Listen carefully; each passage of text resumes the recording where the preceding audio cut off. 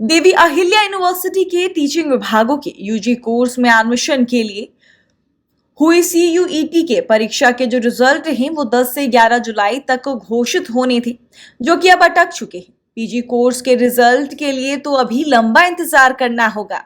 NTA की इस देरी के कारण सीयूईटी के जरिए डीएवीवी के टीचिंग विभागों की ज्वाइंट फिलिंग करने वाले 2,70,000 विद्यार्थी अथर में ही, क्योंकि अब नई परिस्थिति में यूजी की काउंसलिंग 15 अगस्त के बाद ही हो पाएगी।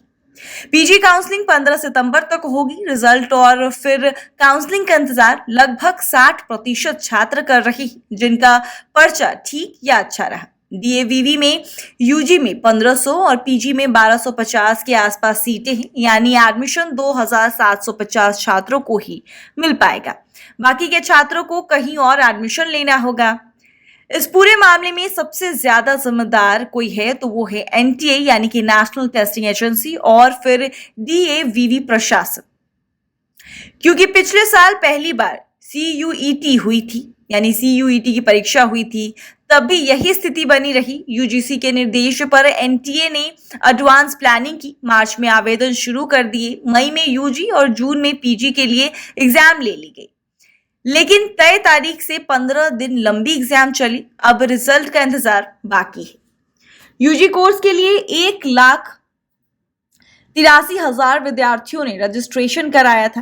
करीब 80% ने परीक्षा दी थी। सबसे पहले कहा था कि 15 जून तक रिजल्ट आएंगे और 1 से 10 जुलाई के बीच में काउंसलिंग शुरू हो जाएगी। फिर कहा गया कि 10 से 11 जुलाई तक रिजल्ट आएंगे और फिर 1 अगस्त से काउंसलिंग शुरू हो जाएगी। अब तक ना तो रिजल्ट की तारीख का पता है और ना ही काउंसलिंग का। यूनिवर्सिटी के अफसरों के अनुसार रिजल्ट 1 सप्ताह में आने की उम्मीद है। काउंसलिंग 20 अगस्त के आसपास शुरू हो जाएगी।